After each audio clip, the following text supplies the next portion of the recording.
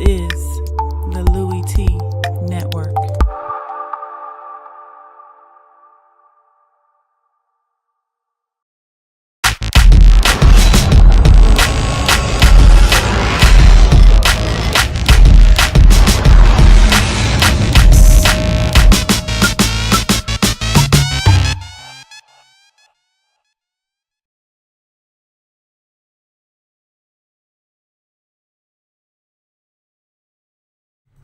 Welcome, all my fellow Redskin brethren and sister. I am your man and resident Redskins fan, Lou. Thank you for joining me here on the Redskins Report live. Dressed in all black like the Omen, which you all know means we took one on the chin. Week 1 Eagles defeat the Washington Redskins 30-17. Really, a bittersweet game. There were some good things. There were a lot of bad things in that football game. All in all, anytime you don't come away with a victory, it's hard to look at the positives when you don't win. And there were some things that I liked from the game, but there were many more things that I did not like that concern me moving forward in a season where there's not a lot of margin for error early, okay? The big key to the first 4 games, or as I like to call it, the first quarter of the season prior to the bye, was getting through this stretch at 500 or better. One of the best ways to achieve that was to win in week 1 at home versus the Eagles. We did not do that. We just made our path to having a successful season that much harder by not winning this game at home, because it does not get much easier for this Redskins football team.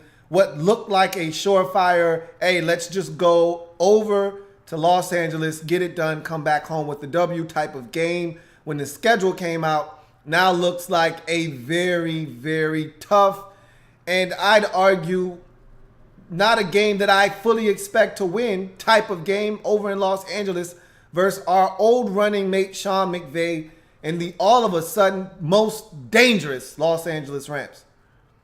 Not to mention week 3, you come home for the really good Oakland Raiders on Sunday night, mind you, where we don't play very well on primetime television. The following week, we're on the road in arguably the toughest place to play, Arrowhead Stadium, to take on the Kansas City Chiefs on Monday Night Football. So we could easily, and I mean easily, start the season 0-4 if we don't win this game on Sunday. Sunday. It's big. But before we get to that, we must first learn from our mistakes. We must recap, review, and then put to rest the week 1 loss to the Philadelphia Eagles. Of course, I did my Redskins Rapid React directly after the game. And so I gave you my initial thoughts.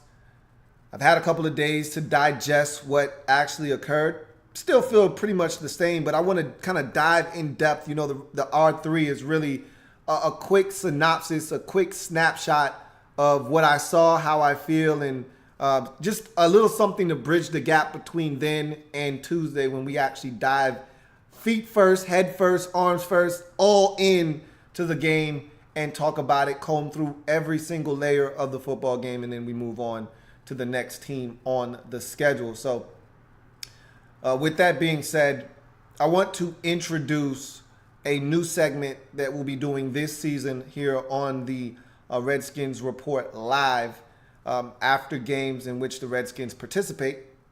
Last year we did Redskins game notes. I feel like it's sort of redundant. All I was doing was repeating and regurgitating notes that I would take down during the course of the game and rehashing everything as I saw it, literally giving you a play-by-play synopsis of what happened. There's no need for that, and I don't take notes anymore. I just want to ingest the game and be paying attention. When I'm taking notes, what it does is it distracts me if a team decides to go no huddle, or the Redskins, they're showing replays and things that I want to see, or I want to go back and watch something and I need to rewind it. I'm steady trying to take notes, and it's distracting me from just focusing in on the game. So I said to hell with that. Plus, I have a better way of doing it because I have a pretty good recall of the game and things that occur in sequential order. I have a pretty good memory of Redskins games in particular and the way things unfold throughout the course of the game. So I didn't need to take notes. I have a better idea, and it's called 7 on 7. It's where I give you my 7 biggest takeaways from the game in my perspective, from my vantage point, on the offensive side of the football and the defensive side of the football. And so if you have some things to add to the 7 on 7, some things that I may not have gotten to, some things that you think were important that I didn't mention, please, by all means, put it in the discussion chat box. And when I get there, we'll discuss it. And for those of you who aren't familiar with how that works, if you want your comment to be read at the end of my discussion and my breakdown, use the hashtag LouieTLive to have your comment read on the air if it is pertinent.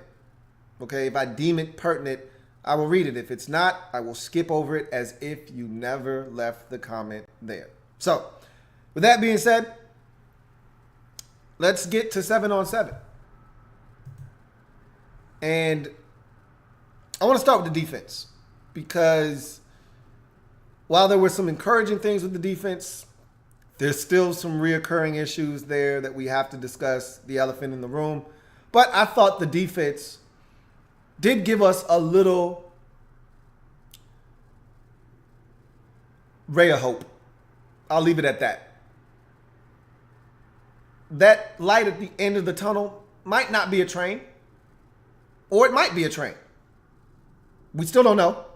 But at least there's optimism. Last year, the light at the end of the tunnel, when we were talking defense, we knew that that was a train and that it was going to run our ass slam over. The closer it got, the more in danger we were.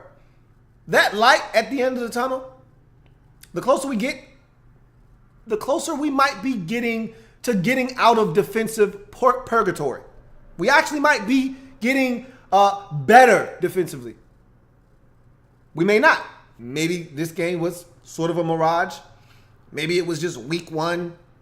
Maybe our defense is still really bad. There were traces of last year in this game. So let's discuss 7 on 7, starting with the 7 biggest takeaways for the Redskins defense in this game. Number 7, and this is in order of importance to me. So 7 would be of the least importance, but it's all important. That's why it's on the list. But 7 would be the least important. 1 would be the most important takeaway from last week's game versus the Eagles in week 1. Number 7, better defensive coaching.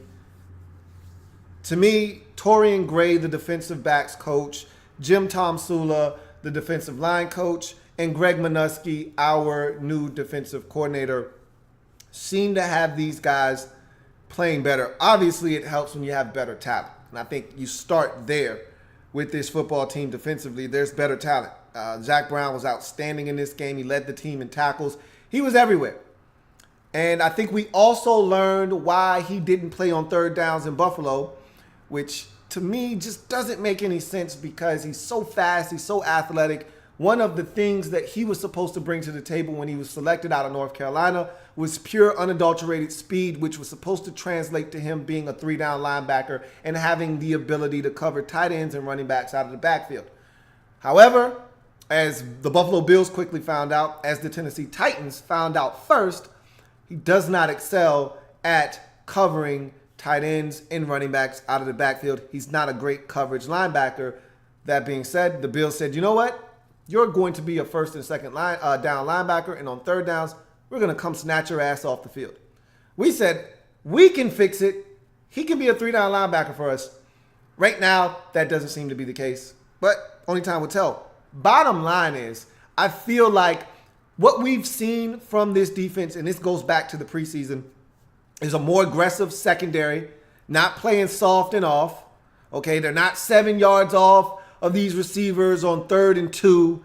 They're not giving these guys a bunch of space. It's not a bunch of soft zone coverage. A lot of man-to-man, a lot of, hey, look, man, mano y mano. Take the guy in front of you away, okay? And look, there's something to be said about mixing up coverages. I thought that our defensive coordinator, Greg Minuski, did a really good job of mixing up looks and even mixing up blitzes and zone coverages and drops, making it look like a blitz and then dropping out of it. I thought we got pressure on Carson Wentz when we did blitz, but I thought that it was a really good defensive game plan that was put together for the most part, and I thought Minuski did a good job. I thought the defensive line was really good, especially against the run. Still don't see anybody stepping up as the guy, as the pass rusher, but maybe Jonathan Allen will assume that role down the line. It was his first NFL game.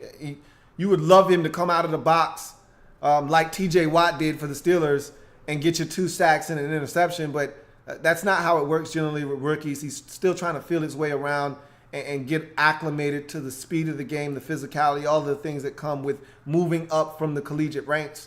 So I'm hoping he's going to emerge as that type of player for us along the defensive line. But bottom line is they stopped the run. The Eagles did next to nothing on the ground, and that was refreshing because last year it didn't matter how bad your rush offense was. When you came and you saw this Redskins football team, you were going to be able to run the football. That was not the case in week 1. I think that has something to do with the coaching staff, Tom Sula along that defensive line in the secondary. You see our corners being physical, coming up and challenging guys. We saw Kendall Fuller come up, make a couple of really aggressive tackles on screens. He busted up that lateral and forced a fumble that Mason Foster recovered. Guys being aggressive. Josh Norman bust up a 3rd and long screen that allowed the Redskins to get off the field on the 3rd down. Didn't happen many times in this game, but you saw guys coming up and being aggressive in that secondary, and I think it's a collective group effort from the coaching staff to put that onus on the players to be more aggressive in their approach defensively, and it paid off to a certain extent in this game. Number 6 on my 7 top takeaways from the Redskins defensively in this game: improved run D. And I just mentioned that briefly, but to get into it a little bit more in-depthly, I thought that the linemen did their jobs up front. I thought they did a great job of taking up space, eating up blockers, and allowing the linebackers to roam free. Zach Brown had the type of afternoon that he did because these defensive linemen in front of him were eating up blockers and allowing him to roam free. There were plays where he was in the backfield and the Eagles had nowhere to go, and it was because the defensive line did a great job of taking up blockers and allowing these linebackers to make plays. I thought Kerrigan was outstanding versus the run. There was one play where he stood up the tight end who tried to block him. He dumps him off, grabs the legs of the running back, and stops him for no gain on a 2nd and about 3, which brought up a 3rd and 3. So I thought that we did some really good things in the run game. And like I said, we stifled the Eagles on the ground. And really where they hurt us in this game was through the air. And it was the Carson Wentz ability to extend plays and then have time in the pocket when we didn't come with pressure, which we'll address a little bit later on. But the run defense looked much, much better in week 1. We'll get a sense for just how good this rush defense is over the next couple of weeks. The Rams don't run the football that effectively, so I expect us to be able to do much of the same next week. But then when you get to the Oakland Raiders, they got a guy named Marshawn Lynch, a.k.a. Beast Mode. You might have heard of him. He's running over 300-pound defensive lineman if you haven't seen it. So he's still Beast Mode. Nothing's changed.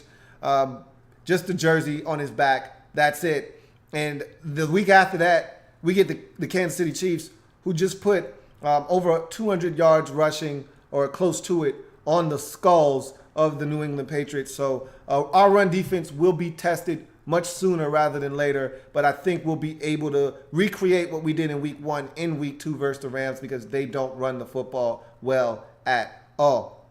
You go to number 5.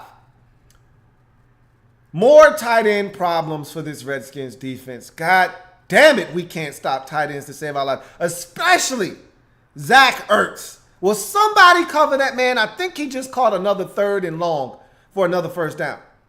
If I'm not mistaken, he just caught another one. Zach Ertz probably smiles ear to ear when he sees the Redskins up next on the schedule. Because every year he kicks our ass. I remember the year 3 years ago. Had to be 3 years ago. Might have been, it was Jay Gruden's first year if I'm not mistaken. And we stunk on a Saturday night. They had dirty chairs at quarterback. We didn't win very many games that year. On a Saturday, Zach Ertz had every bit of 14 catches on us. 15, 16 grabs. It was ridiculous. But we won the game. Vitamin B had a critical interception to seal the deal for us in that game. But Zach Ertz tore us a new one in that game. And every game since, he's been a thorn in our side. But it's not just Zach Ertz. It's Jason Witten. It's whoever the hell the Giants tight end is. Will Ty. It's going to be Evan Ingram this year. Doesn't really matter. Just insert tight end name here, and that guy's going to kick our ass if he's any good. And so we got to fix this, man. We got to stop letting the tight ends devour us, man. This shit is getting old fast. I've been tired of tight ends kicking our ass. And the Rams got tight ends for days. They took Derek Carrier from us. They got the young kid Gerald Everett. They got another young dude out there that can give it to you. We could be in trouble next week too. Week after that, the Raiders got Jared Cook Jr. Remember, he ate our ass up last year with the Packers. He's coming back for seconds with the Raiders in week 3. And we all know who the Chiefs have in week 4. I don't even need to say his name. We got to find a way to stop the tight ends from eating our ass up. And we need to figure it out fast because it doesn't get any easier for us on the schedule. It's a lot of good tight ends that we got to face just in our division, let alone outside the division. And if we don't fix it, that's going to be a problem that continues to be a sieve for this Redskins defense. Number 4, still no legit individual pass rushers. Not yet, at least. Every time we got pressure on Carson Wentz in this game, it was due to the fact that we blitzed. I can't remember one time that we created legit pressure with just a 4-man rush. And I could be wrong. We might have done it once or twice in this game, but I don't think we created serious pass rush on Wentz without blitzing, without 5 or 6-man pressures. When we blitzed, we got pressure. And we were very effective when we blitzed. But when we didn't, and it was 3rd and 10, and we just decided to drop 7 and only rush 4, Wentz would stand with a clean-ass pocket and find Zach Ertz for 12. When Wentz would drop back in the pocket and we would rush 4 and we would drop 7, Wentz would get nice and comfortable and deliver to Torrey Smith for like 25 yards. Hell, there was one play that they didn't convert, but Wentz had all goddamn day long for Alshon Jeffrey. Never, ever trust a man with 2 first names to run 40 yards down the field and him uncork one that Jeffrey almost came down with. Bashar Breeland fought with him. DJ Swearinger came over at the last second, just got a hand in there, distracted him enough that when he hit the ground, the ball came out. But that wasn't pass rush. We got to get pressure on the quarterback, man. We have to find a way. Junior Gillette, I saw him get pressure once. Matter of fact, he got a sack on another play. He got pressure once, and he got a sack on another play, and it was nullified because Dodo, Ryan Anderson, is offsides. And I got a story about that a little bit later on. But in any event, we're going to need guys to step up and win one-on-one matchups. Ryan Kerrigan, I'm talking to you. Junior Gillette, I know they were working him back in, and I think he was on a little bit of a pitch count. I want to see more of Junior Gillette, especially on 3rd and longs. I didn't see enough of him. Preston Smith, I'm talking to you. Ryan Anderson, if your ass is in the game, I'm talking to you. If you can find a way to stay on sides, talking to you. Jonathan Allen, if you're on the field, I'm talking to you. Somebody, anybody, start winning. Start winning. Number 3 on the list, generating pressure.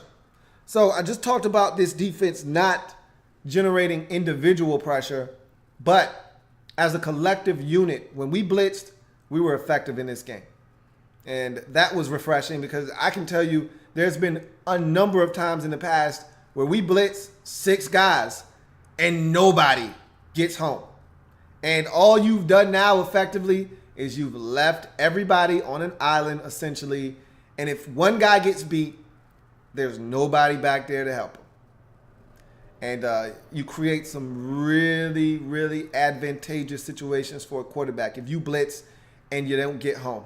If they've got enough to pick it up and nobody comes scot-free, if that pocket doesn't collapse and that quarterback is comfortable, you're probably going to be in trouble on that particular play.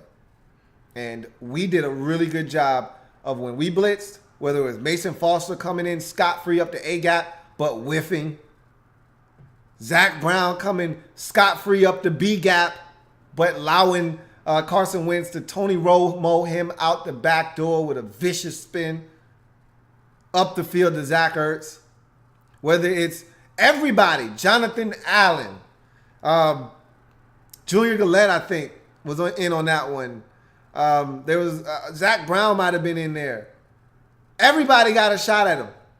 Made 3 guys miss and found Nelson Aguilar for the touchdown. And then DJ Swearinger had a chance to at least give us a chance to force a field goal. And he said, nope, not this time. Touchdown.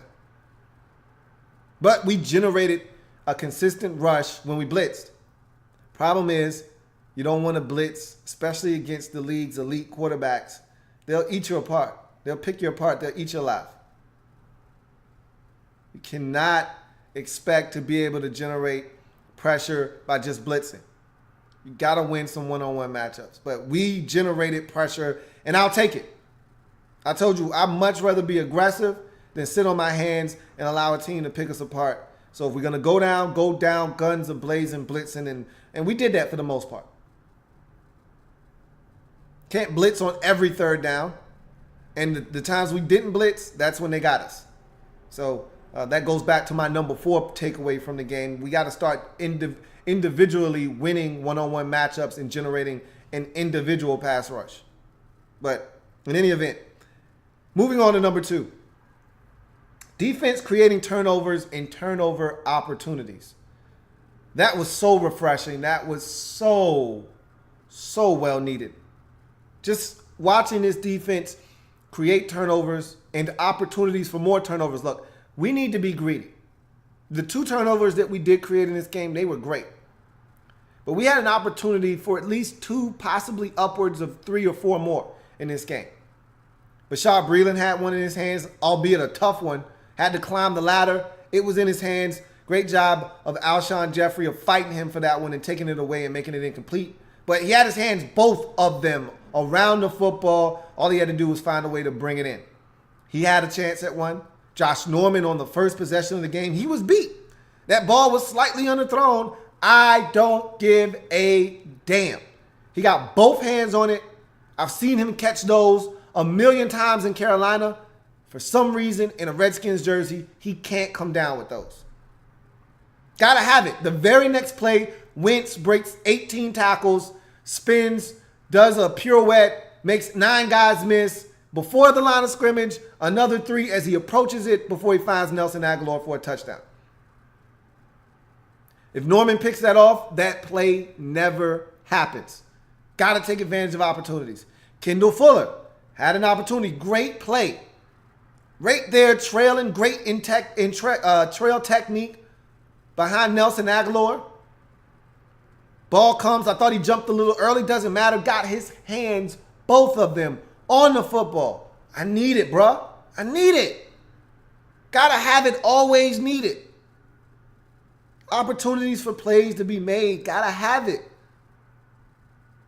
But the Kerrigan pick, Stacey McGee getting his big paws on the football, deflecting it, Kerrigan, Johnny on the spot, taking it to the crib. I love it. Want more of it. That's awesome. We didn't do that last year. We didn't have one defensive touchdown last year. All last year, we didn't have one single defensive touchdown. Not one. We get one in the first game.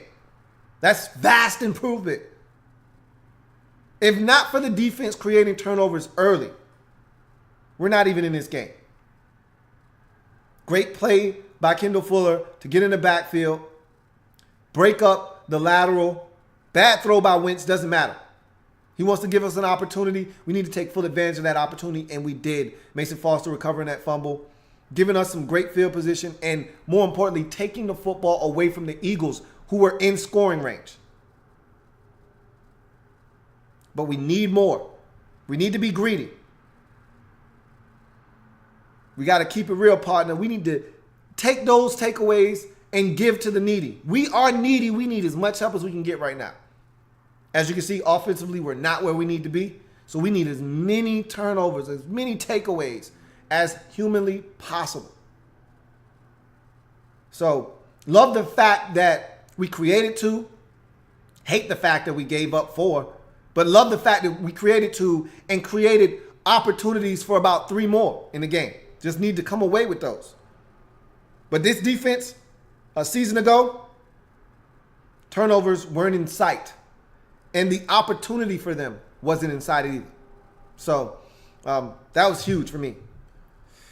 And then finally, the biggest takeaway, the number one takeaway from the week 1 loss to the Eagles defensively, third down defense. God damn it, man. Remember how I went off? If you were there live when I was simultaneously watching the game and kind of giving you analysis, and we watched the 3rd preseason game together against the Bengals. Remember how irate I was after that first drive the Bengals had? Remember, I was visibly upset. Want to know why I was upset? If you watch, you know exactly why I was upset. I told you why I was upset. But for those of you who didn't watch that day and didn't go back and watch the video and play back, I was pissed because I said, this feels eerily similar to last year. Nothing has changed.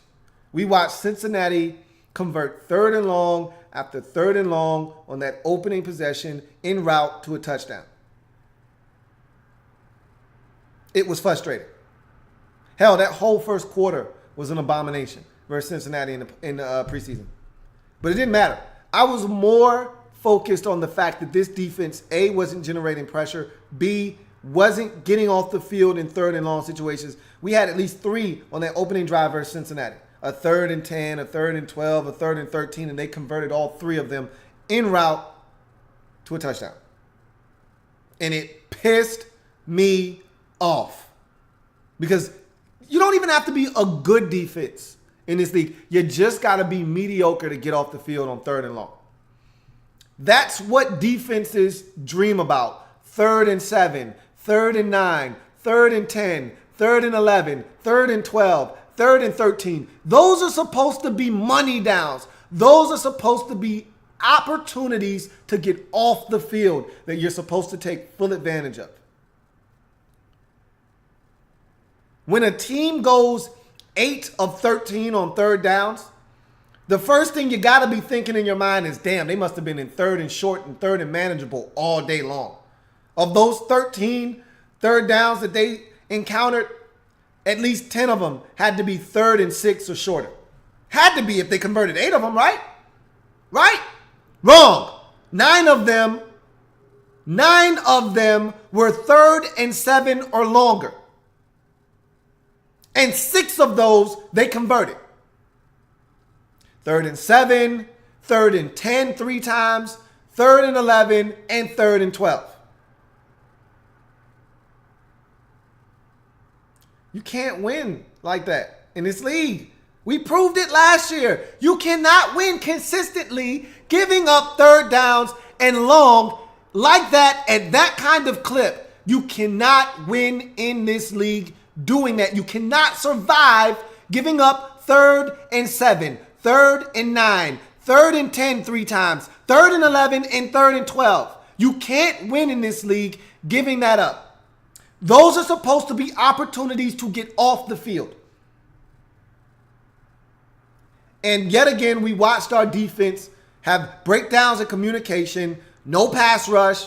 Zach Ertz running a 10-yard dig route on 3rd and 9, first down. Zach Ertz running a 10-yard, 12-yard dig route on 3rd and 10, first down.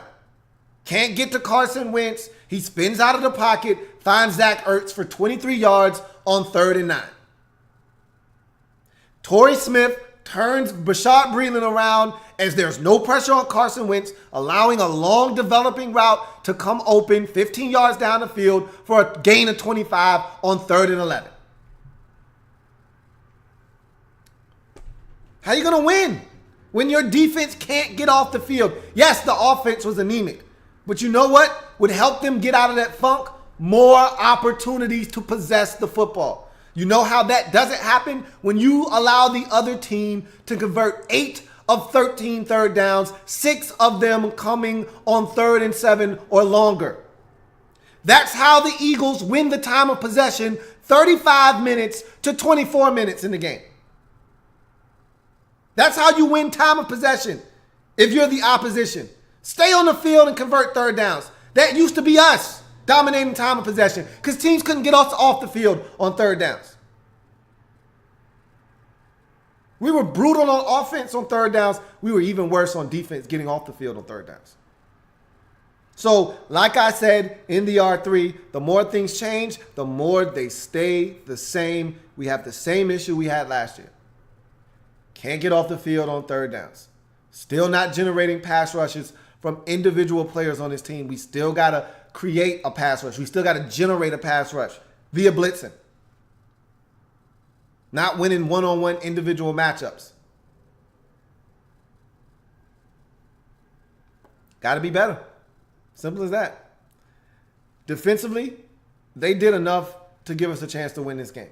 They did. They could have done more, but they did enough.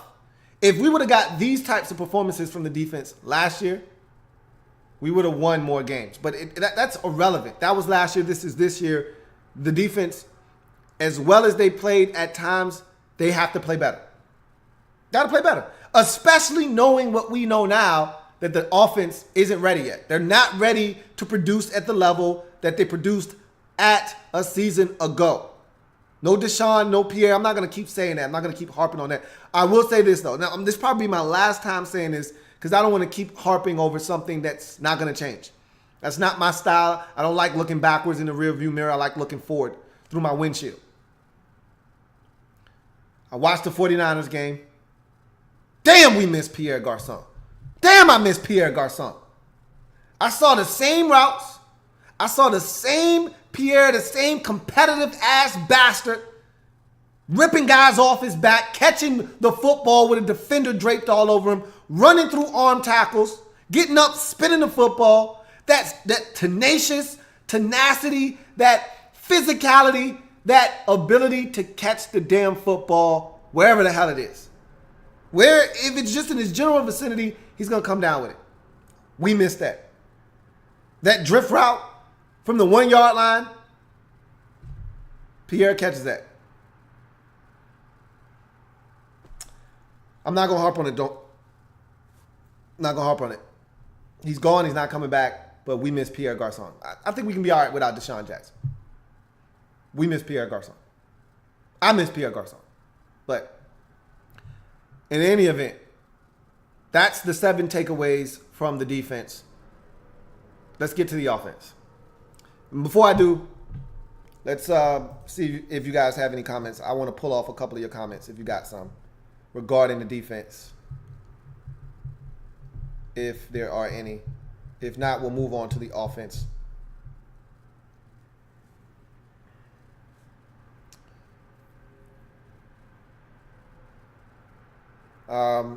Alex says, Zach Brown was a beast for you guys. Yeah, he was. He was outstanding in this game.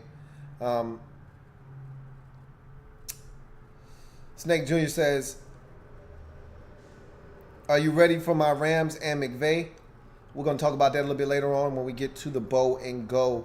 Dark Sealer 1995 says, what do you think of Jay Gruden calling out Josh Doxson. I don't recall him doing that. I may have missed it. I know he said that, they were going to try to get him up to speed, and he was out on the field a little bit, but he's just got to be healthy. He's got to stay healthy. HTTR Chris 27 says, do you think we should be concerned with the number of drops for Pryor? I understand he should be catching it if it hits his hands, but the ball has been in some really terrible spots. We'll talk about that when we get to the offensive side of the football here in a second. Spectacular Pooh 24 says, I just want you to know this, bro. Looking back at the All-22, people got Alshon Jeffrey for not having a game, but he had been a decoy for Aguilar Smith. Ertz all benefited. Anytime you have a number one receiver, and that's what the Eagles severely lacked a season ago, it's going to open up things for everyone else. The safety's going to cheat towards his side. The attention is going to be, where's this guy at all times? And so the two guys that you added really are going to help the rest of the team in terms of the attention that they're going to garner. Jeffrey, because he's a number one, a legit number one in this league, a low-end number one, but still a number one receiver nonetheless. And Torrey Smith, because of what you saw in the game versus the Redskins. He ran past Josh Norman twice, not once, but twice. And if Wentz could have put some air under the football, he might have had 2 touchdowns in the game. So it is what it is.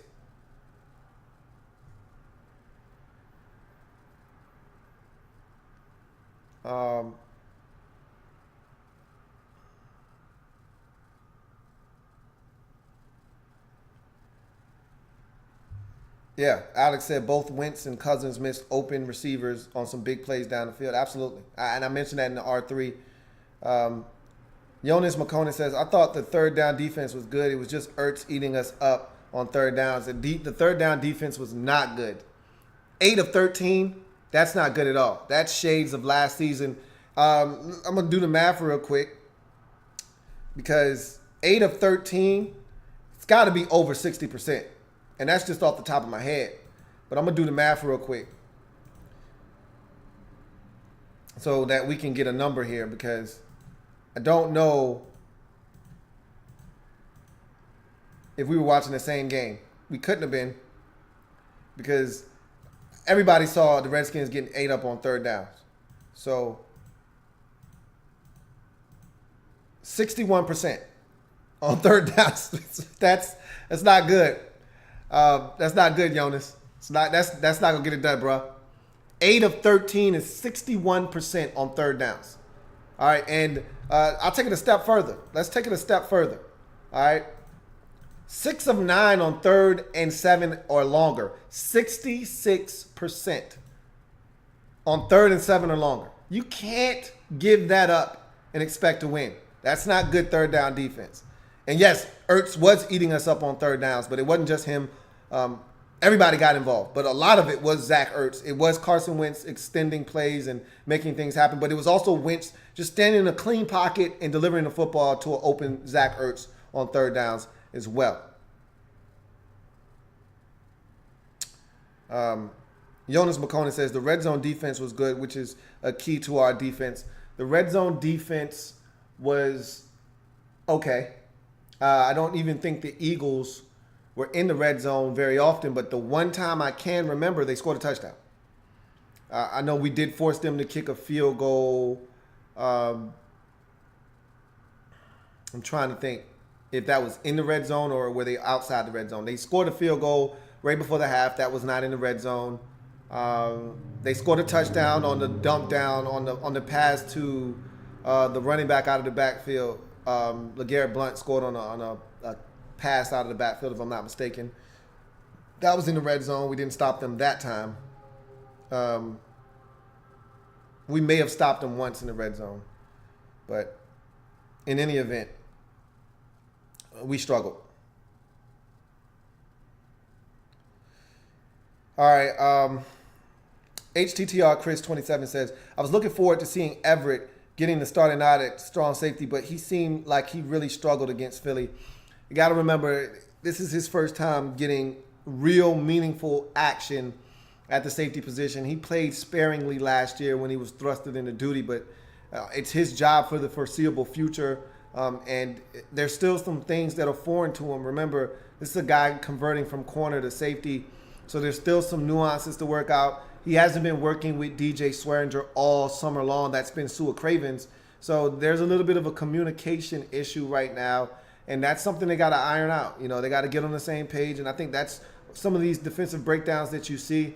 A lot of them are just guys not communicating, and once we get that line of communication straight, I think we'll see guys being able to play faster, making plays, because when you're not thinking and you're just going out and reacting to what you see, you're able to play a lot looser and make plays. When you're thinking out on the field, you're a step slower, and guys are able to make plays because of that. So, against you, that is. So, I thought he was mediocre at best, but again, he's a young player, and that's something that you got to expect. Paris Holland says, give a grade for Everett, McLean, McGee. To me, all of those guys were probably in that C range. McGee did have the tip. I saw McLean make a nice play on a tackle early in the ball game, but for the most part, I thought those guys were solid up front. They were just guys, though. You know what I mean? Like, they weren't in the backfield penetrating. You watch some of these other teams around the league, and their defensive linemen are in the backfield penetrating and causing problems. Our guys don't do that. So I thought all of those guys were solid. None of them really stuck out. But again, week one, guys starting to kind of get their feet wet. You can't expect a bunch of new, and we got 7 new starters out of a possible 11. You got 7 new guys starting for the Redskins defensively. You can't expect it to all gel together right away, right out the gates, and guns a-blazing. You got to expect there to be a little bit of a learning curve for guys to make some mistakes. We got to give them a little margin for error right now until they get it all together. And we're hoping that happens sooner rather than later, but it is what it is. I'd say all of those guys are right around that C minus range. Dark Sealer 1995 says, I think the outside linebackers are the weakest part of our team. No pressure, no guys that can get double-digit sacks besides Kerrigan, but he usually is an 8 to 9 sack guy at best. Yeah, I mean, we know Kerrigan's going to end up with 10.5 sacks, 11 sacks when the season's done, but 3 of them are going to come when he's unblocked and the quarterback doesn't get rid of the football soon enough. 2 or 3 of them are going to come against somebody's second or third string tackle, and he's going to eat that guy alive like he did against Big V last year for the Eagles. He's going to end up falling into 2 more sacks. And when you look up, you're like, oh, wow, Kerrigan had another 11.5 sacks, and he's going to the Pro Bowl again. But we know that Kerrigan's not a guy that you have to worry about nor game plan for when playing this Redskins football team. You just put your left tackle on Ryan Kerrigan, and you say, hey, put him to sleep. And if he's any good, he'll do exactly that. If he's not good, Kerrigan's going to make some plays. So I like the fact, though, I will say this, I like the fact that they moved Kerrigan around. They didn't just put him on the other team's right tackle and say, all right, try to win. They moved him against the left tackle. They moved him against the right tackle. They moved him around because I actually think he rushes better from the left side, if you can believe that or not. So I was glad to see them move guys around and see if they can't create some mismatches. Maybe Junior Gillette might fare better versus the other team's right tackle than he does the other team's left tackle. Find a mismatch and exploit it. That's what this game is all about. And I love the fact that they're more willing to move guys around and try to see if they can find a mismatch. Last year, we weren't even doing that. Okay, Joe Barry refused to move Kerrigan off of that left outside linebacker spot going up against the other team's right tackle. At least Greg Minuski is open to trying new things.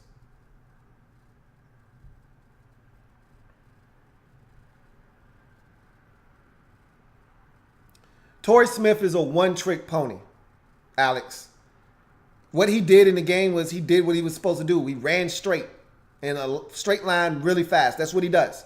There's not much else Torrey Smith does. He did get open on a crucial third down, though, on a post route in front of Bashad Breeland. But for the most part, Torrey Smith is a guy that's just going to run straight, man. I don't expect much from him.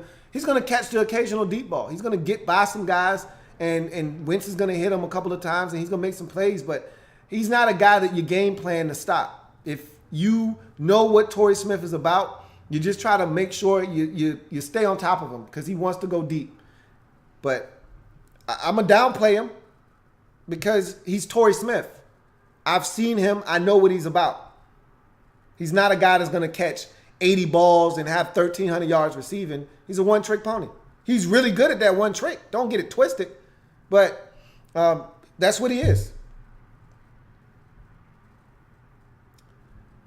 Dark Sealer 1995 says it was frustrating seeing Wentz extend plays with his feet because our linebackers aren't fast enough to chase him or strong enough to get pressure, so he has all day to throw.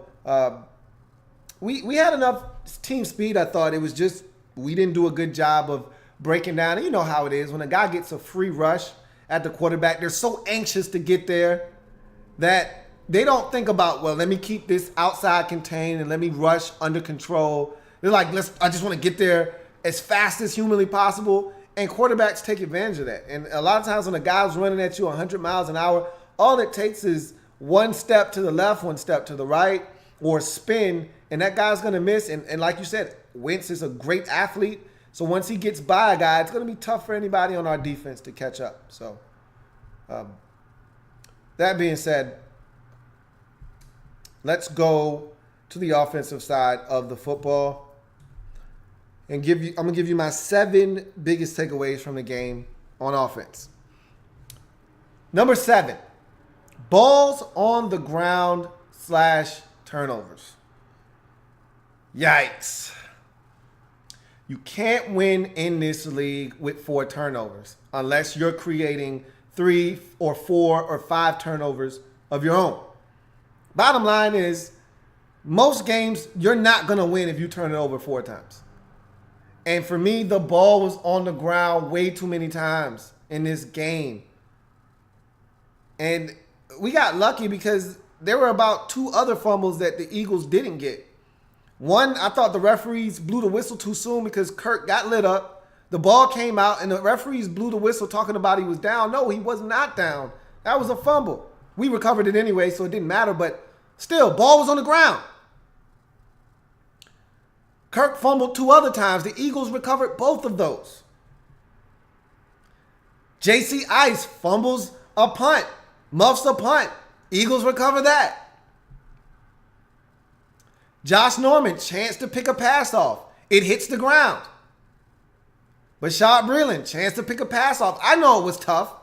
I know you were wrestling with a guy that's 6'4", probably a good 15 to 20 pounds heavier than you. Find a way to keep that one from hitting the ground. Kendall Fuller, great play on the football. Don't let it hit the ground. Terrell Pryor, too many passes intended for you hit the ground. I don't care if that touchdown wasn't going to count. Catch the ball. 1st and 10 from the 1. Easy gain of 15, 20. And if that safety takes a poor angle, that could be a 40-yard gain. Catch the ball. And it's crazy. He caught the tough ones. One got deflected by the linebacker. Another one was in a tight space where he took a shot from a linebacker or safety as he caught the football, still hung on. He caught all the tough ones. But the easy ones, he didn't look them in. He was ready to get yards after the catch. And you know my mantra, you know my motto. You can't run and gun. You can't have fun. You can't ball without the ball. Where you going, bruh? Look it in. Look it in. Too many balls hit the ground in this game. Kirk was extremely high. Balls on the ground. 4 turnovers. Who you think you beating with 4 turnovers? Huh? Who you think you beating with 4 turnovers? It's not going to happen. You're not going to beat many teams in this league turning it over 4 times. End of discussion. Number 6. Jay Reed. I didn't feel like he was himself in this game. I didn't. I don't think he's injured. I just don't think he had enough reps, and I think there was a little bit of a confidence issue, with the toe. And I think as he plays more, he'll be fine. But normally he eats the Eagles up. Normally he blesses the Eagles every year. And he had opportunities to bless them in this game. Kirk was errant. There were opportunities for him. There was a 3rd and 7. He catches the football. All he had to do was go up the field and get the first down. He goes backwards 2 yards and ends up short by a yard.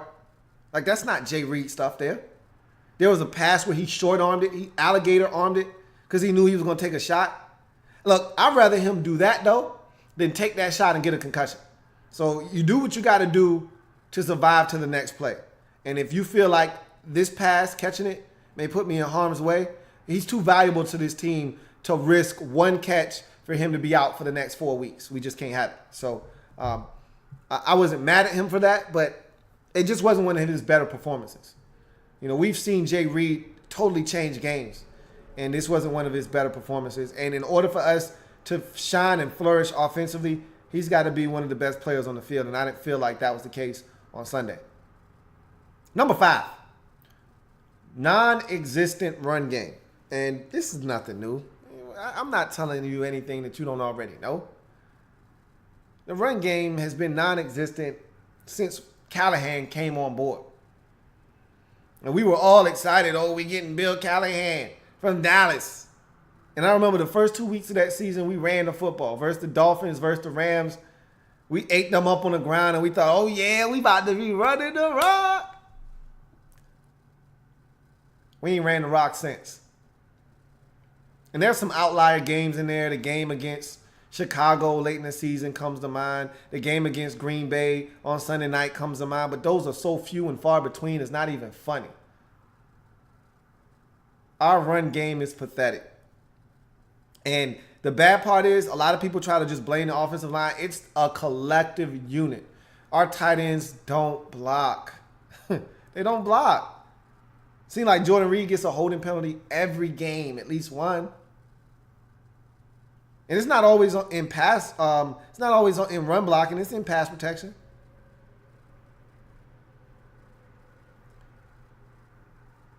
And it's not always the same guys.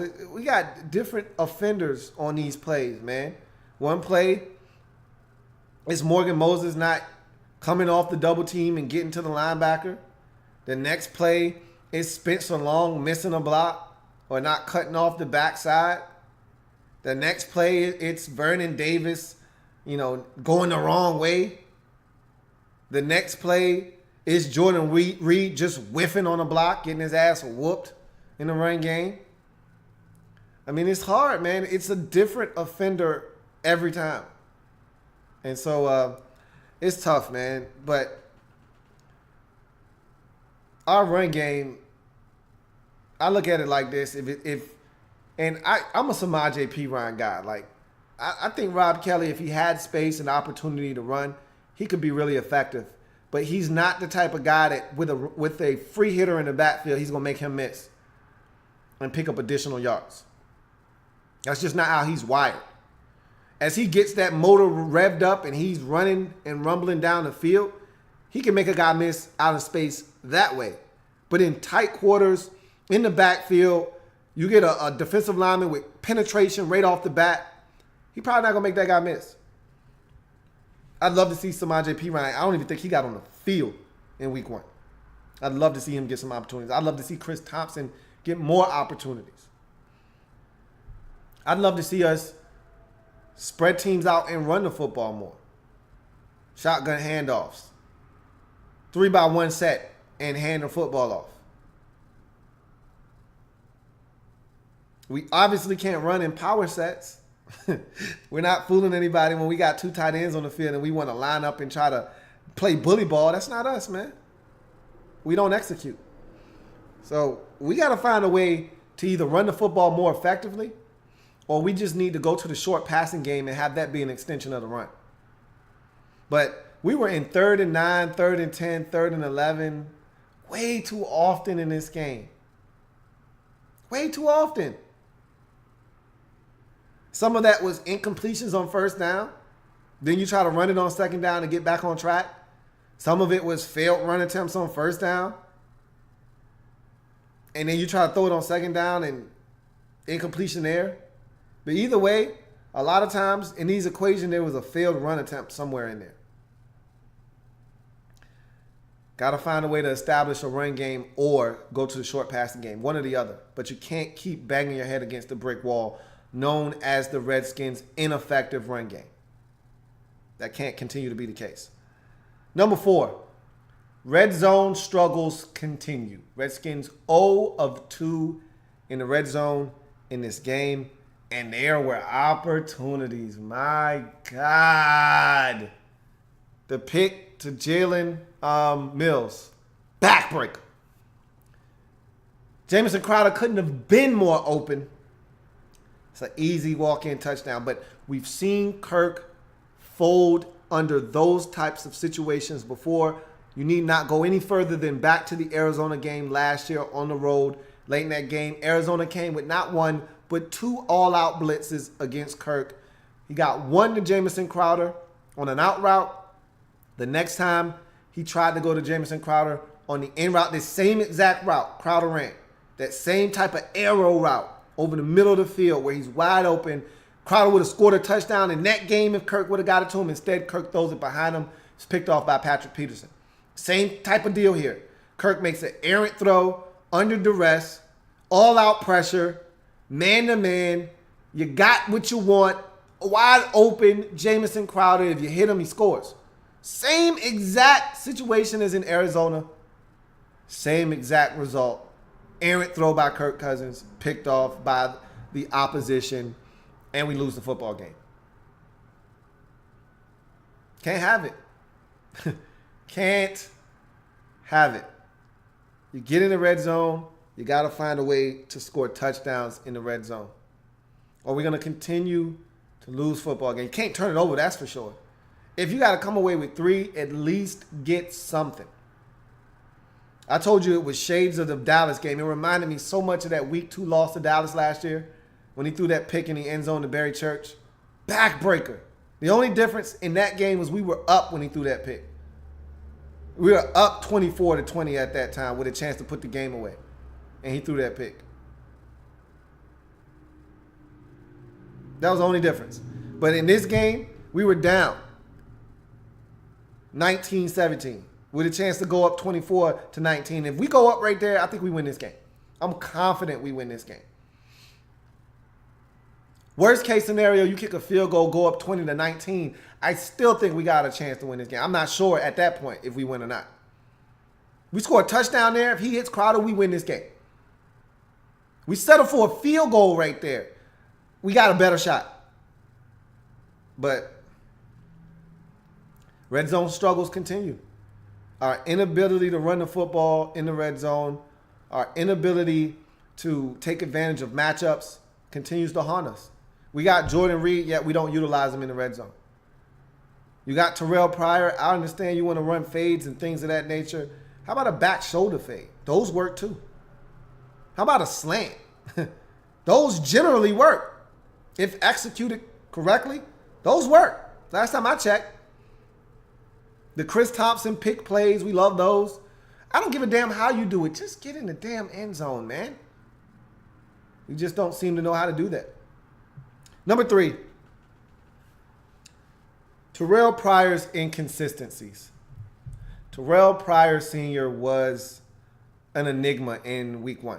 And he's been an enigma since coming onto this football team all preseason long.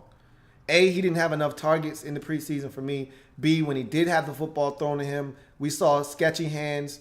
And C, he's still learning the wide receiver position. So there are going to be mistakes.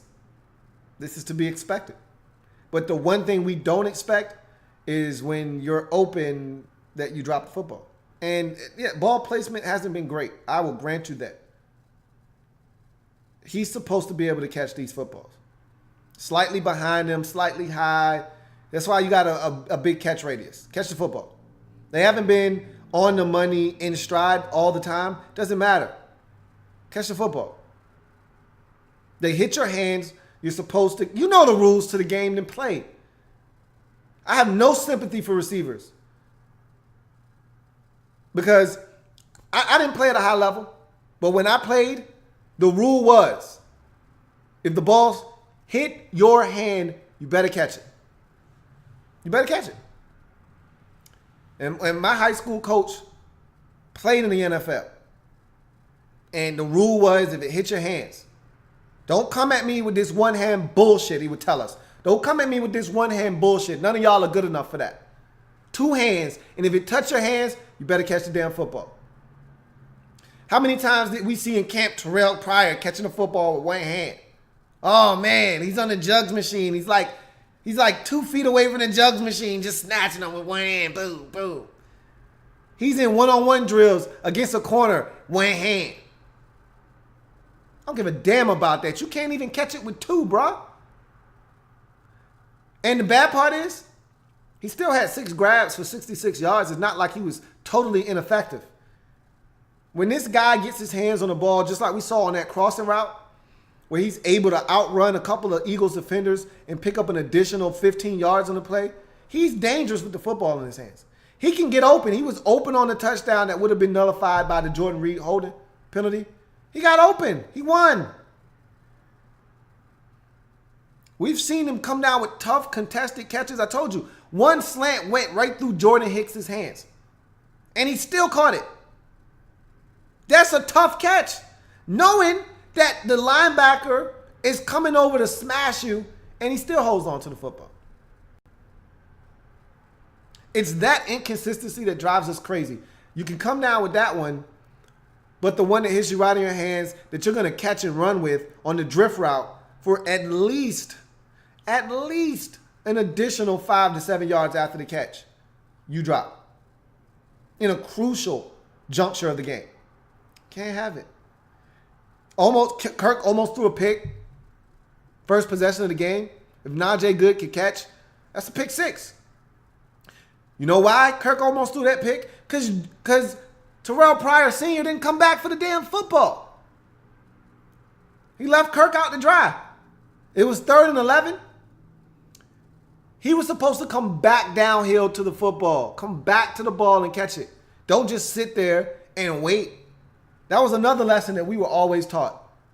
Help your quarterback come back to the football. Always. That's why when they make your routes as a receiver, the depth of your routes, it's generally longer than what you need. So if you need 9 on the play, we would always run our routes 12 back to 10. You know why it's called 12 back to 10? Because you would run 12 yards, come back to 10 because you had to come back to the football. 15 back to 12. Because you would run 15 yards, but you would have to come back to help your quarterback out, so you would need to come back 3 yards. We would just build that in. Come back to the football. He didn't come back. Almost cost us a pick. A lot of things Terrell Pryor has to learn. But above all else, catch the football. That has nothing to do with a learning curve. Nothing to do with timing and chemistry with Kirk. Catch the football. Number 2, offensive line woes.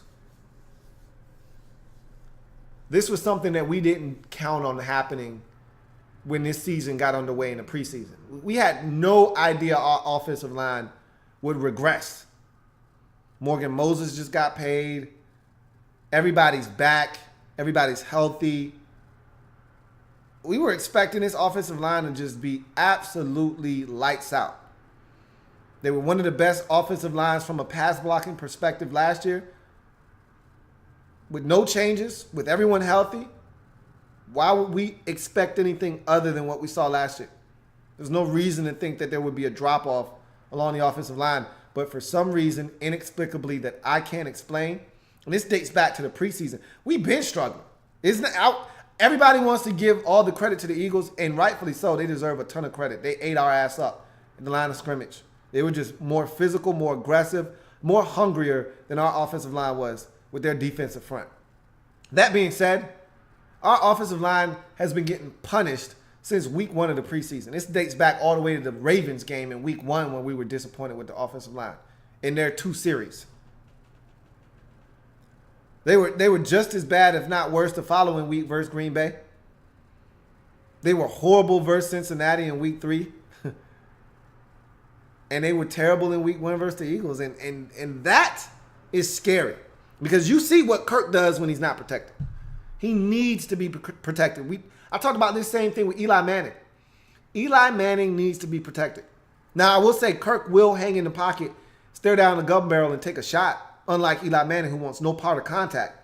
But that being said, he's not as accurate when he's staring down the gun barrel and taking a shot as we saw on the pick that he threw to Jalen Mills. Easy throw. Yeah, it's easier said than done. I'm not the one staring down a linebacker coming free that's going to bust me in my chops. But I know where the ball needs to be. He knows where the ball needs to be. Get it there. So, the offensive line I'm just amazed at how poorly they've played all year thus far. Preseason and week 1 now. You know, Trent Williams is Trent Williams. I don't worry about him. I go into every game knowing, and I was really nervous when he went down. Luckily, it was an ankle. He's going to have to deal with that. We got an early bye week, so I think he'll be okay. But outside of Trent, everyone on the offensive line is a liability at some point. Even Sheriff, who I absolutely love. Every now and again, he gets beat. But Moses had his absolute worst game I've ever seen him have in a Redskins uniform. The guy that I saw on Sunday was the guy that I was somewhat lukewarm on out of UVA when we drafted him. I said he's long. He's not very athletic. He doesn't move very well. But he's long. He might win because he's long. That's all I could say. And then somehow, some way, he's been an outstanding right tackle for us. A rock to the point where we just extended him. Paid him his money. And rightfully so, he's been outstanding. But he was horrible. Horrible in this game. It was his poor play that really cost us in this game. I can really single him out. It wasn't just him, but both of the fumbles that we sustained in this game, that Kirk put on the carpet offensively, both came because Morgan Moses got beat. And there was no excuse for either one of them, to be honest with you. Neither one of them. Simple pickup. They didn't do anything special. Brandon Graham just bull rushed him and tossed him aside. Fletcher Cox was coming outside looping on a stunt. It wasn't him that was supposed to win. It was the guy that was on the outside looping inside that was supposed to win. Not Fletcher Cox coming around on the outside on that twist. Yet, for some reason, he allowed him to beat him. Easily, too. And knocked the ball right out of Kirk's hand. Got to be better, man. Offensive line was horrific in this game. They got to tighten up. And it doesn't get any easier next week. We're seeing just as ferocious, if not more ferocious, a defensive line next week in the Los Angeles Rams, which has me terrified. And lastly, number one in the top 7 takeaways for the offense, Kirk Cousins' day. Kirk was horrible, man. Kirk was terrible. This might have been one of his worst games since being crowned the starter at the beginning of the 2015 season. Kirk was horrendous in this game. He was inaccurate all game long. High, erratic. He finally got into a little rhythm in the second quarter and into the third.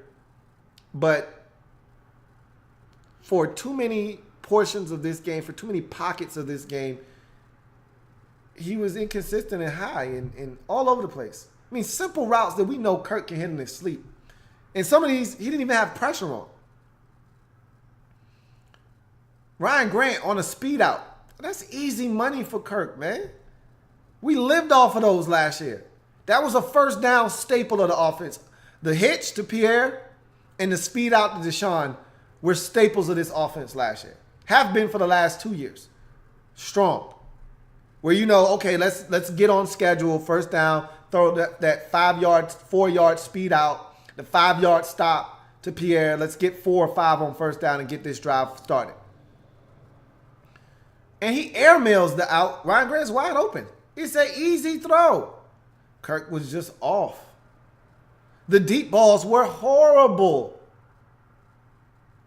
They were in a different stratosphere. Everybody talking about Terrell lost the ball. He wasn't even close. Even if Terrell saw that ball was still 3 yards ahead of Terrell Pryor. He wasn't even close. You know that same ball we saw him drop into the bucket versus Cincinnati? That wheel route up the sideline to Chris Thompson? Gorgeous throw in the preseason. The one that he generally makes in his sleep, either to Vernon Davis or Chris Thompson up the sideline, that he usually drops right in the bucket. I mean, gorgeous. 9 times out of 10, Kirk's going to put that ball in the money. He airmailed it over Chris Thompson's head by about 5 yards. Kirk was off. The only thing I can say that I liked from Kirk in this game is that he used his legs. He wasn't afraid to scramble, to extend the play. There was one time, I talked about this on the R3, where Trent comes back into the game from the ankle injury. He doesn't get the call. He blocks down. He should have been fanning out. Should have been easily picked up. They send a blitz off the edge. Kirk adjusts the protection for him to pick it up, and Trent blocks down for some inexplicable reason. Kirk has to avoid that rusher, roll to the outside, extend, and he finds Brian Quick on a 3rd down to convert. Gorgeous play. One that we've been begging and pleading Kirk to make for the longest. He was outstanding with his legs in this game. But he was inaccurate all day, and I think it was because his footwork was horrendous. And I think it was because his internal clock was sped up. Early in this game, the Eagles got pressure, and because of that, he started to rush everything, his mechanics included, and so I think the football was just high. He was just off. He's got to be better. Point blank, end of discussion. He has to be better. We don't stand a chance. If he plays like this, we don't stand a chance. We're a 4-12 team if he plays like this every week. He's not going to. Okay? I can make that declaration right now. He's not going to play that way every week. But we can't have this too many more times this season. We're not good enough as a football team to overcome our quarterback playing the way that Kirk Cousins played in this game. The mistakes, the turnovers, the high throws, the bad decisions of where to go with the football. Guys are open and he's going to the wrong players. He's got to be better. It's got to be better. Those are my 7 takeaways from the offensive side of the football. Let's get to some of your comments before we move on to the bow and go.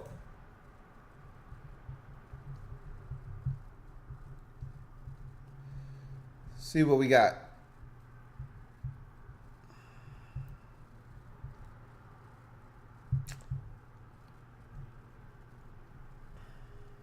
Cruising 26 says, Kendall Fuller looked really good. I thought he played well. He did. He really did. Dre the Great says, Redskins must win week 2 because they aren't winning week 3. Of course, he's a Raiders fan. He would say that. Blackbird Blitz says, if the Redskins have a home playoff game, would you attend? Probably not this year. In the future, I'd definitely be open to doing that, but not this year. Amic89 says, why is Josh not on the field? He's on the field. He wasn't up there a ton, but he was on the field. Kirk just didn't throw him the football. And he was open a couple of times. Kirk just didn't throw him the football. Dark Sealer 1995 says, Terrell Pryor is the most frustrating player to watch so far. He's so big and he's so fast, but his hands in the early part are Hayward Bay-like. I want him on the jugs machine nonstop. It's just a matter of concentration. Those are all concentration drops. If he looks the football in, and if you watch it in slow motion, you will see the ball gets right here, and instead of him looking it in, he's like this. He wants to make a play, and he's just got to make sure he stays on that football until it's secure. before he can try to run and make something happen. It's not a lack of hands. Like Darius Hayward-Bay just can't catch. As my old high school coach would say, son, you can't catch claps in a whorehouse. Darius Hayward-Bay just can't catch. Like Terrell Pryor Sr. can catch. He's just too anxious to try to make a play. He's got to relax and just catch the football first. But I agree, he is very frustrating right now. Dark Sealer 1995 says, put Mac Brown in. He doesn't even get a chance to start, so why keep him on the roster? Let the young fella start a game and see how he does. That's not going to happen. You know that's not. You know just as well as I do it's not going to happen. I still question why they even kept him on the roster. Amic89 says, Chris is a beast. He is. He needs to play more, to be honest. Chris Thompson needs to play more. HTTR 804 says, this game was horrible. O-line was horrible. Indeed. Can't disagree with anything you just said. Matthew Lynch says, O-line was fine. Moses was injured and gave up 3 sacks, but Kirk had time but could not make a read, especially he had 3 seconds and a 6-man blitz. He's got to make a good throw there. Jay Gruden dialed up the perfect play call for the exact blitz that the Eagles came with. They knew Jim Schwartz was going to be aggressive in that spot. Jay Gruden had the perfect play call for it. We had everything in place, and Kirk just didn't execute. He was the only one. And you know, it takes 11 players on any given play to execute for a play to go the way that it's supposed to. All it takes is one person not to do their job, and a play can go to hell quickly. Everyone else on that play, all 10 guys did what they were supposed to do on that play except Kirk. And that play went to hell. And that's all it takes. One person not doing their job. I'm not making any excuses for Morgan Moses. If your ass is in the game, then you need to protect the quarterback. No excuses. None whatsoever. Hurt, not hurt. If you're in the game, get the job done. If you can't, then get the hell out the game.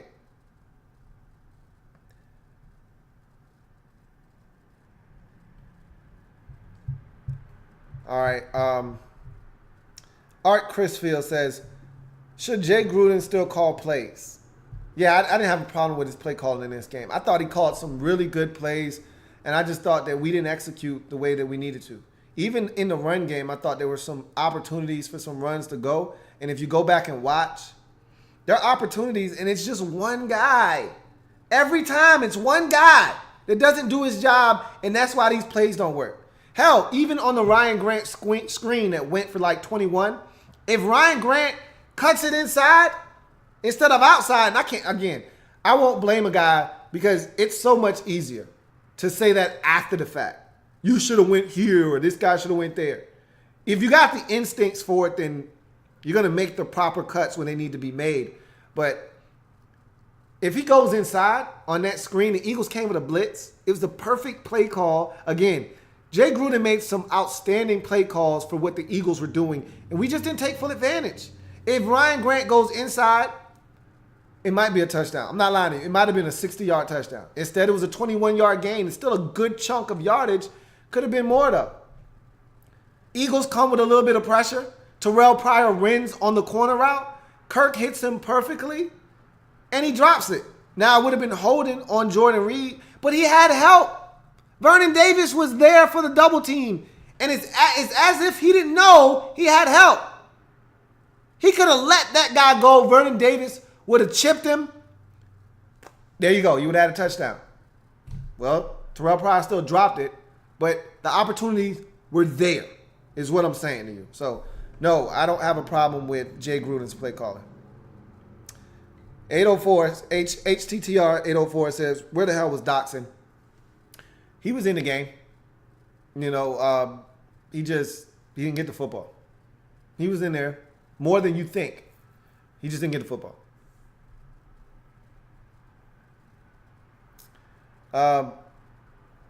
LL says, when am I going to do Lou versus the world? You're talking about my picks.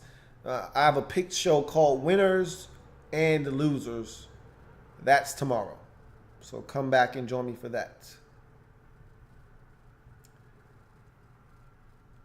I did watch the Giants game. Make sure you use the hashtag LouieTLive if you want your comment read. I did watch the Giants and Cowboys game. I've done a breakdown for that game. Go to my channel and find that video. HTTR804 says that interception Kirk threw was reminiscent of the Atlanta game. That one didn't feel Atlanta-ish to me, just because Ryan Grant fell down in that game, and that's why he threw that pick.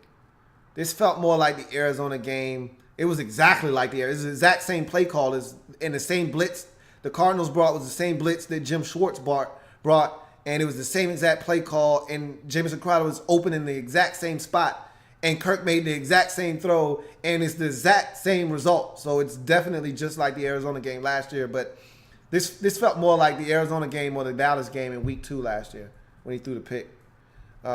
HTTR804 says, we need to screen teams more to minimize the pass rush. Exactly. It's just little adjustments like that. And I think that as Jay Gruden gets more in tune to this offense, I think you'll see more. Because he already told us we were going to get more screens. And we got a couple of screens in this game. I'd like to see some more screens. You know, we got a couple of screens in this game. I want to see more. Slayer Jones says, I think the Rams game is a must-win even with it being so early. Do you agree? We're going to talk about that. I mean, you see my art for week 2. You know, it's a must-win. You saw the title for this video. It's a must-win. We're going to talk about that, though. And I talked about it at the top of the show. Dark Pseudo 1995 says, looking at Cousins as our QB reminds me so much of Eli. He can make that excellent throw that makes your jaw drop, but then throw a duck that you know is a pick when he throws it. There are times where you look at Kirk and you say, man, I know you're better than that, bro. You're better than that. Don't do that. Don't do that. We've seen Kirk do some extraordinary things with the football, man. Against this same Eagles team at that. He's had his best games versus the Eagles. That's probably what was the most disappointing part, is that there were opportunities in this game for plays to be made and he didn't make them. Snake Jr. says, how do you feel about Aaron Donald coming back in this game, and does that make you worried? Obviously it does. I've already talked about that numerous times. Zomba Sexy One says, why you ain't talking about Nate Sudfeld betraying us? Because it's irrelevant. It's irrelevant. Nate Sudfeld is irrelevant. He's an Eagle now. I wish that man nothing but the best. Nothing he said or could have said was going to hurt us. Kirk just needed to play better. The offensive line needed to play better. The tight ends needed to play better. The receivers needed to be better. We needed to be better collectively as a group. The defense needed to be better on third downs. We just needed to be better. Jamison Crowder can't fumble a punt. We can't fumble and get our quarterback hit and have him fumble twice. Kirk can't throw that interception. We just got to be better. This had nothing to do with Nate Sudfeld. And with that being said, it's time to put a bow on this loss to the Eagles and move on to the Los Angeles Rams and our good man Sean McVay in week 2. It's the week number 2 bow and go. Redskins bow and go. So let's quickly put a bow on this loss to the Eagles because we got to go. We can't dwell on this loss too long because we got a big one coming up in week 2. All right. And so I basically summed it up. We made too many mistakes to win. You can't turn it over 4 times. I thought Jay Gruden, at the end of his press conference, right after the game, said it best. Okay? 4 turnovers, 8 of 13 on defensive conversions in terms of the Eagles converting on third downs, and us being 3 of 11 or 3 of 14 on third downs as an offense. 0 and 2 in the red zone. Tells you all you need to know about the game. Don't even have to look at the rest of the stat sheet. Redskins gave up 8 of 13 third downs. Redskins were 0 of 2 offensively in the red zone. Redskins had 4 turnovers. You lose the football game. Not much more to say. Not much more to say at all. So, let's move on. That one sucks. You hate losing in the division. You hate losing in the division at the crib, nonetheless. But we don't have time to dwell on that, man. We got to move on to the Los Angeles Rams. And this one is a big one. A big one. Because we lose this game, and I just want to take a macro approach right now. We lose this football game. Drop to 0-2. You come home for Sunday Night Football, Week 3 versus the Raiders. A winnable football game. Very winnable. But look me in my eyes and tell me that if we lose to the Rams in Week 2, do you really think we're going to come home and beat the Raiders on Sunday night the following week? I mean, look me in my eyes with conviction. Say it with your chest. 0-2 Redskins. And we were 0-2 last year. And how many of us thought we were going to go to New York and win?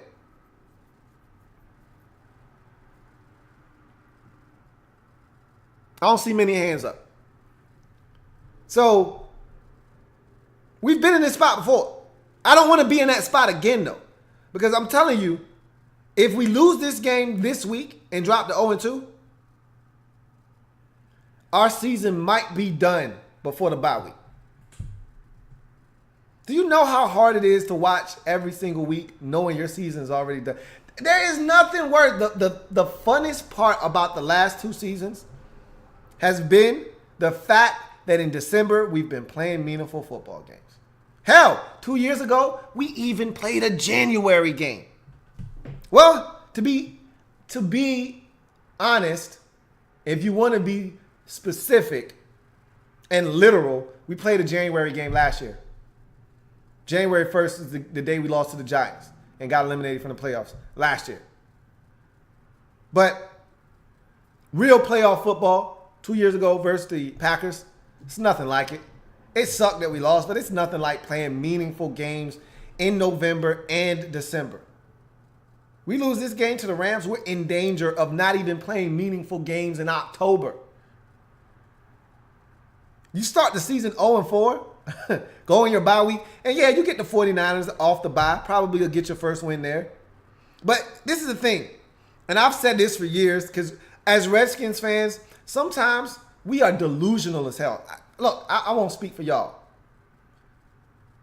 But I'm talking to some of y'all. Y'all delusional. I'm not delusional. I know my team. I know how we perform. I've been a Redskin fan my entire life, so I know how this goes. But it's some of y'all that's delusional as hell. Oh, we supposed to beat the Rams. Why? Why are we supposed to beat the Rams? This is why I tell y'all all the time. The Rams are circling us on the calendar like, hey, we better beat them. What you think the Rams saying about us? You think the Rams over there saying, oh, man, we got to play the Redskins this week. It's going to be tough. No. The Rams are like, hey, man, we better beat they garbage ass. They trash. We better beat 2-0 after this game. They looking at us the same way we looking at them on the calendar. This better be a win. When Rams fans looked at the Redskins game before the season started, they counted this as a win. The same way we disrespected them and counted that week 2 game as a win. We looked at that. We glossed over it. Oh, we're going to beat the Rams in week 2. Why? Because we good? No, the hell we not. So, y'all better respect these damn Rams. I'm going to tell you what, I watched that game. I know a lot of y'all Redskin fans didn't watch that damn game. It wasn't on TV. But you know I watch every single game, and I watched that game. Their defensive line with Aaron Donald, who will be in the lineup this week, is scarier than the Eagles' defensive line. Their secondary, more talented than the secondary. The Eagles' secondary is not good. Not good. They lost their number 1 corner in that game in Ronald Darby. Their secondary, not good. This Rams secondary, legit. Their defensive coordinator, just as aggressive as the defensive coordinator that we just went up against in week 1 in Jim Schwartz. Wade Phillips has an axe to grind. We jerked the snot out of him in this job opportunity 2 years ago when we gave the job to Joe Barry. It should have been his job. Jay Gruden called him up, interviewed him, pulled his pants down and laughed at him, and then told him to get the hell out. That's what the interview went like. You think that this man doesn't remember that? Oh, he wants to stick it to our ass so bad. He's going to have his boys revved up. They out for blood in week 2. Those boys riding high. They just scored 46 points on the Colts. Those boys are riding high right now. They have something that we don't. No, they got 2 things we don't have right now. 1, they have a win. Something that we want desperately. Something that we need. 2, they got confidence. Something that we want in the worst way. You know how you get confidence? Winning. They got it. And they're going to come out a very confident bunch in week number 2. It's our job to come out and belittle that confidence early. If we get behind early in this game, that confidence that they have now is going to swell. They are going to ratchet it up against Kirk's ass. They're going to come after him. They're going to hit him. Kirk's going to get antsy. And you're going to see a lot of the same nonsense we saw last week versus the Eagles in this game versus the Rams. I repeat, not confident at all in this game. Zero confidence after what I just saw. Now, I will say this. I think we can get after Jared Goff. I think we can force him into some mistakes. I watched that game versus the Colts, and the Colts got little to no pressure on Jared Goff. He had time to survey the field. That touchdown pass he threw to Cooper Kupp, that man was in the pocket for like 6 seconds. Went through all progressions, came back to Cooper Kupp. Oh, okay, you open now. Let me get you the rock in the end zone. There was no pressure on that young man, and he went out and carved those boys up. Good for him. We got to apply pressure to him and make him make some mistakes. I think he's one of these quarterbacks that if you get pressure on him, you heat his ass up. You put him in the microwave, you heat his ass up, he's going to make some mistakes. Problem is, our quarterback, sort of the same way. If we don't protect Kirk Cousins, if they heat his ass up, we could be in for a long one, man. And I'm nervous because their defensive line, I think, is just as good, if not better, than the Eagles. Aaron Donald is comparable to Fletcher Cox. He's better than Fletcher Cox. So from that standpoint, they have more defensive talent. They're a fast, aggressive defense. They've got corners that can play ball. And if you make mistakes around these boys, you pay for mistakes around these boys. They got 2 pick sixes last week. One by arguably one of the best corners in the league. A guy that is trying to get paid on his, just like Kirk, on his second consecutive franchise tag. And then their slot man, LaMarcus Joyner, went and got one and took it to the crib. They're a dangerous group. Really dangerous group. And so it's going to take a lot. If we want to win this game, it'd be nice if we can establish. I think we can run on the ball, run on these guys. I saw Frank Gore have a little success in this game, but that success was very fleeting because they knew that this Scott Tolzien guy stinks. He stinks. We're not going to let him beat us, so we're just going to stop Frank Gore in a run game. And we're going to get after the quarterback. And that's what they did. But I saw Scott Tolzien move the football. Their tight ends were open.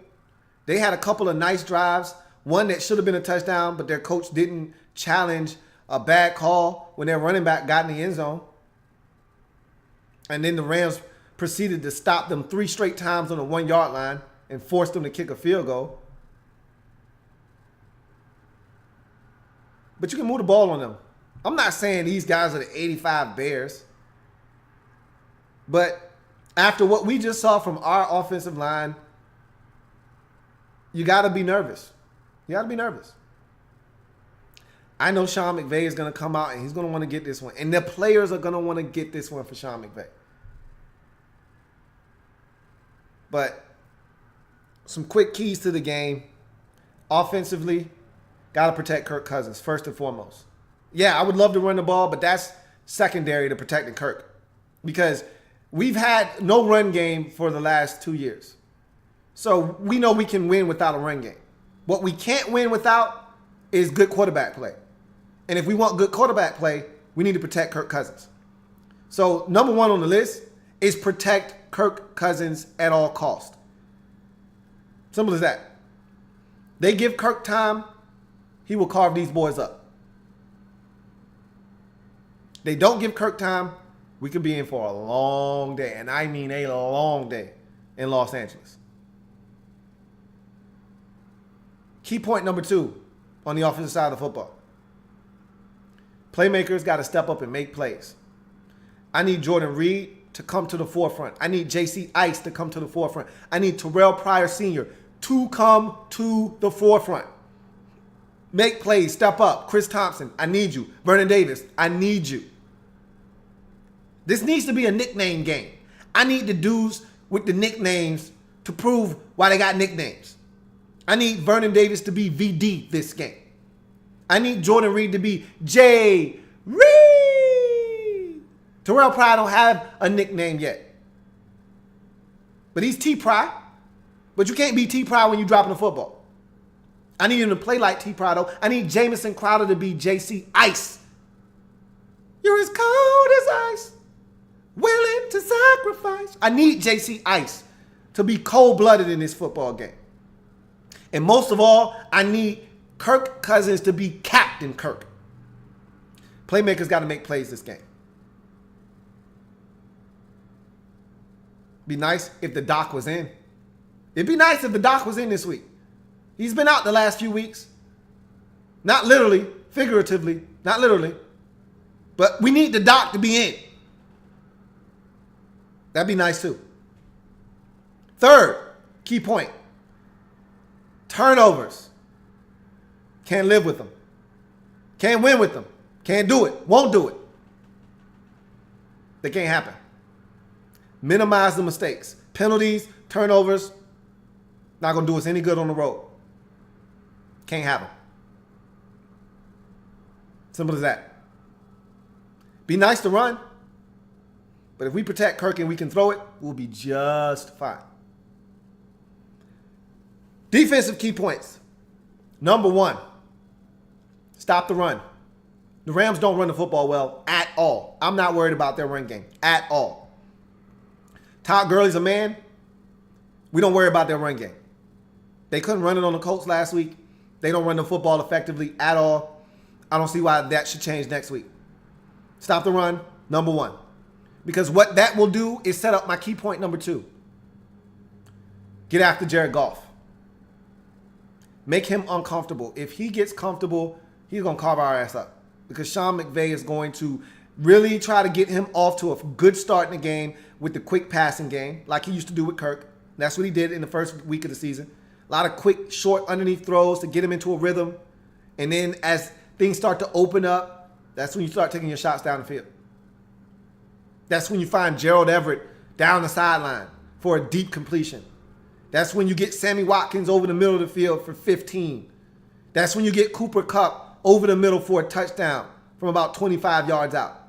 That's when these things start to line up for you. When the underneath stuff is working, all of a sudden, the intermediate to deep things start to open up. We can put all that to rest if we get to Jared Goff. We got to get to Jared Goff. We got to make him uncomfortable. We have to muddy up the pocket. Key point number 3. Got to generate some turnovers. If the opportunities present themselves, we can't afford to let them slip through our fingers. A fumble's on the ground, we got to get it. A play's there to be made, got to have it. Third down defense. That probably should have been at the top of my damn list. I'm saying it now, though. This is like 1B. Got to get off the field on third downs. Can't be giving up 3rd and 7, 3rd and 9, 3rd and 10, 3rd and 11, 3rd and 13s. We can't do it. And I know Tavon Austin really doesn't have a role in this offense right now, but still got to know where the hell he is on the football field at all times.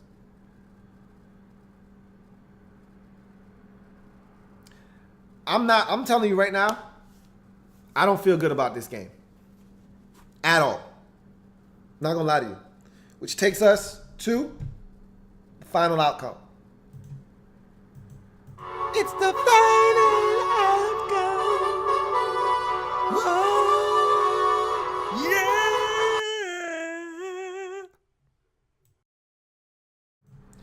So before I get to the final outcome, I'm gonna get to some more of your comments before I wrap this thing on up.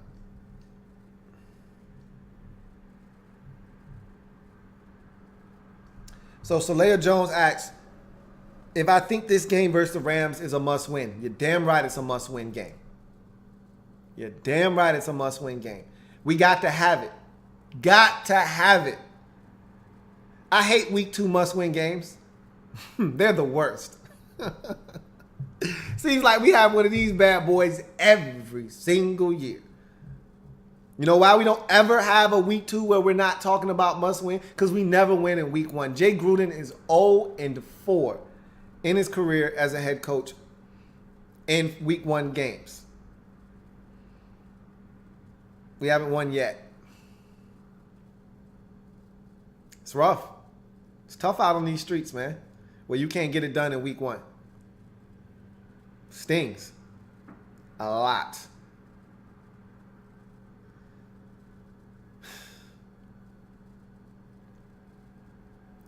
So yes, this is a must-win game. Let's get to some more comments. Dark Sealer 1995 says, do you think Kirk is on edge out there because he's under a franchise tag and is playing for a big payday? No, I don't. I don't think he's worried about that at all because fact of the matter is the man has already banked $40 million. After you take out taxes, about $30 million he's already pocketed in terms of just the last 2 seasons. $20 million and then 24, so $44 million. Uncle Sam reaches in, grabs about 40 to 45% of that. And you're looking at a guy that probably has already walked away with about roughly $30 million, somewhere in there. So after this year, whether he's good or he's not, someone's going to pay Kirk Cousins let's call it $135 million, $130 million. 90 of that guaranteed. Somebody's going to do that next year, regardless of what kind of season he has. You think the Houston Texans wouldn't take Kirk Cousins right now? Right now. Jacksonville wouldn't take him right now? He's going to have work next year. Steelers wouldn't take him right now? If Ben Roethlisberger said, I'm done at the end of the year, think the Steelers wouldn't say, hey, Kirk Cousins, come be our quarterback? There's plenty of teams that would pay him that money. So, he ain't worried about money right now at all. Snake Jr. says, I don't know, man. You guys whooped our ass last year. It worries me a lot. Yeah. We did, but we were at home that game. And it was a different team, last year, week 2, when we were able to get you guys. It was a different team. It was a different vibe. Was that even last year? No, last year wasn't week 2. We didn't even play the Rams last year, I don't think. We played the Rams 2 years ago, week 2. We lost in week 1 to the Dolphins, and then the week after that, we beat y'all 24-10. I don't think we played the Rams at all last year. So, yeah, we didn't play Jared Goff at all. So, yeah, it's going to be an interesting game. I'm nervous. You're nervous. We're all nervous. Snake Jr. says, I got the Rams 24, Skins 10. What you think? Well, it's funny you mention that because let's get to the final outcome.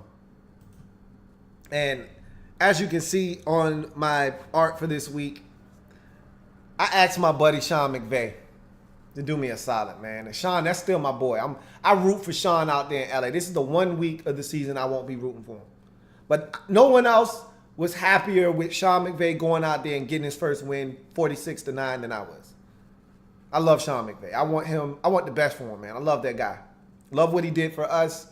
I think he's a phenomenal coach, and he's a great motivator and teacher, and I think he's gonna flourish in L.A.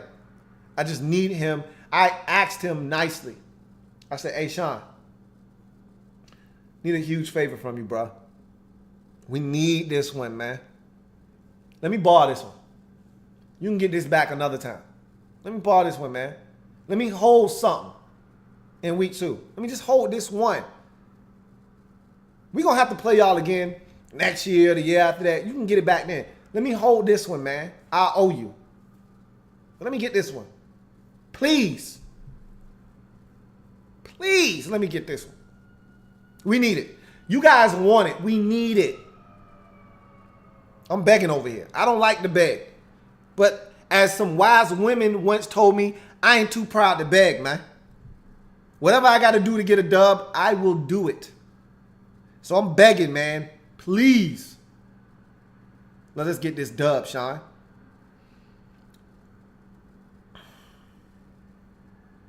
I'm not confident about this game. I don't like this game at all.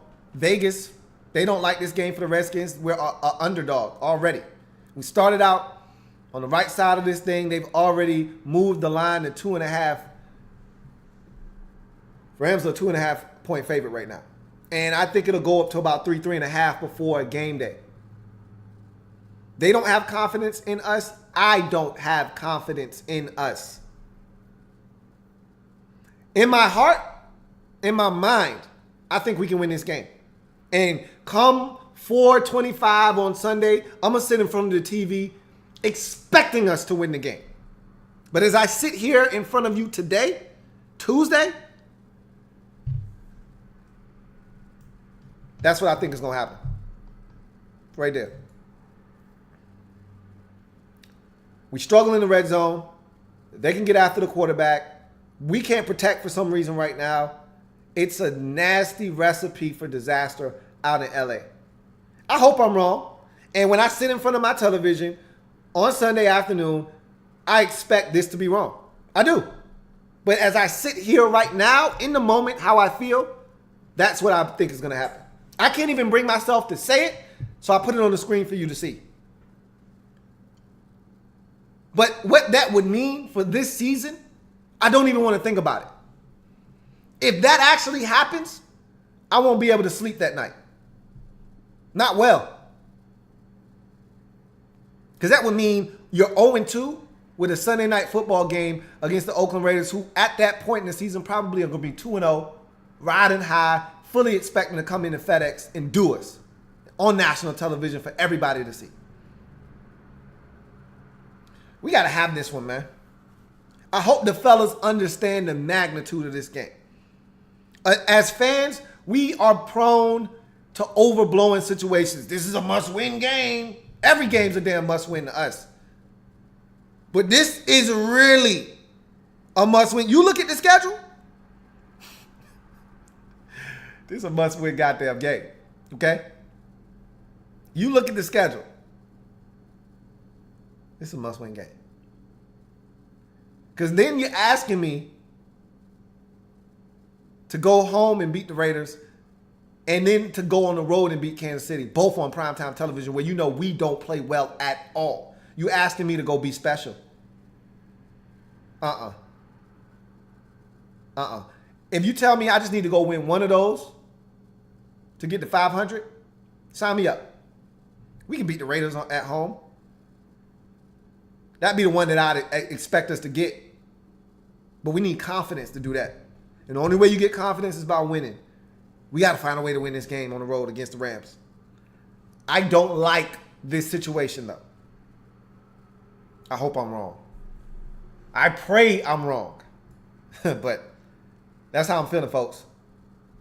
Let me get to a couple more of your comments, and then we're going to get out of here.